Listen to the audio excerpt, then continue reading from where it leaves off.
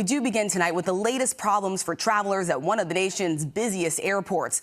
Another technical issue at Newark Airport today, forcing a 45-minute ground stop, leading to more delays and cancellations. Officials say the problem was not an outage, but an equipment failure impacting communications between air traffic controllers and planes in the air. This is the fourth incident in just 2 weeks at Newark, which has been plagued by shortages and technical issues. Just this past Friday, radar screens went black for 90 seconds, leaving air traffic controllers with no way of seeing where the planes were. Here's ABC's Ika Jachi. Tonight, a continued dose of disruptions at Newark Liberty International Airport after yet another air traffic control equipment failure, the fourth in the last 2 weeks. The issue was discovered at the Philadelphia TRACON facility, which guides aircraft in the airspace around Newark International. The FAA temporarily reducing takeoffs and landings while backup systems were used.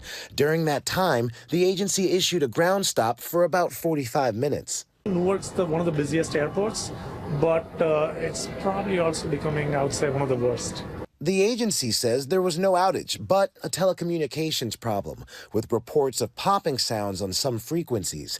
By late morning, operations resumed. This is the latest in a series of technical failures at Newark. On Friday, a radar and radio outage at the same facility left air traffic controllers unable to communicate with planes for 90 seconds. A similar incident occurring on April 28th, prompting trauma leave for several staff and the cancellation of over 1,000 flights in recent weeks.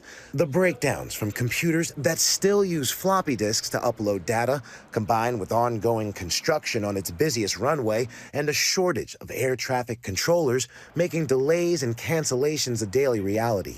To limit more disruptions, the FAA is set to meet with airlines operating at Newark to discuss potential flight reductions. The fact that people are putting their heads together to find solutions to problems while the bigger solution of fixing the ATC infrastructure is being implemented, we applaud them for doing that. United, which uses Newark as one of its main hubs, has already halted at least 35 daily round-trip flights. Tonight, its CEO saying the airport is safe. It's absolutely 100% safe, but it is disruptive to customers, and that's why I'm so glad of the actions that the FAA has taken. While touting the safety record, Transportation Secretary Sean Duffy saying what needs to be fixed right now is decades-old equipment, and not just in Newark. I'm concerned about the whole airspace, right? The equipment that we use, much of it we can't buy parts for new. We have to go on eBay and buy parts if one part goes down. And Rachel, back at Newark, those proposed changes to the air traffic control system and vital communications can't come soon enough as those travel disruptions continue. Rachel?